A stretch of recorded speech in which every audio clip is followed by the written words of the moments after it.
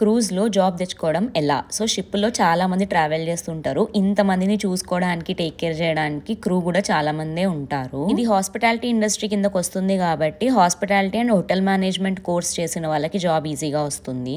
World లో చాలా cruise companies ఉన్నాయి. ఆ కంపెనీస్ అన్ని లిస్ట్ తీసుకొని గూగుల్లో వాళ్ళ వెబ్సైట్ కి వెళ్ళి అఫీషియల్ వెబ్సైట్ లో మనము జాబ్ అప్లై చేసుకోవచ్చు. లేదంటే థర్డ్ పార్టీ కంపెనీస్ కూడా చాలా ఉంటాయి. కాంట్రాక్ట్ బేసిస్ లో క్రూజ్ లో జాబ్ ఇప్పించే వాళ్ళు chefs, waiters, electricians, plumbers, room service and also house keeping ఇట్లాంటి జాబ్స్ ఎక్కువ ఉంటాయి. అండ్ శాలరీ వచ్చేసి డెఫినెట్ గా మనకి ఇండియాలో వచ్చిన దానికన్నా ఎక్కువే వస్తుంది. అంటే నేను విన్నది ఏంటంటే ఇండియాలో హోటల్ మేనేజ్మెంట్ చేసిన వాళ్ళకి starting 8,000 rupees per month salary వస్తే క్రూజ్ లో 50,000 రూపీస్ దాకా వస్తుందని. బట్ డౌన్ సైడ్ ఏంటంటే ఫ్యామిలీకి దూరంగా ఉంటాము. 7 months షిప్ లో జాబ్ చేయాలి, 5 months ఇంటికి వెళ్ళొచ్చు. ఒక రోజు హాలిడే ఇస్తారు, 6 days a week work and also అందు కూడా 14 hours per day. సో కొంచెం హెక్టిక్ ఉంటుంది. మరిన్ని డీటెయిల్స్ నెక్స్ట్ వీడియోలో ఇస్తాను. Stay tuned.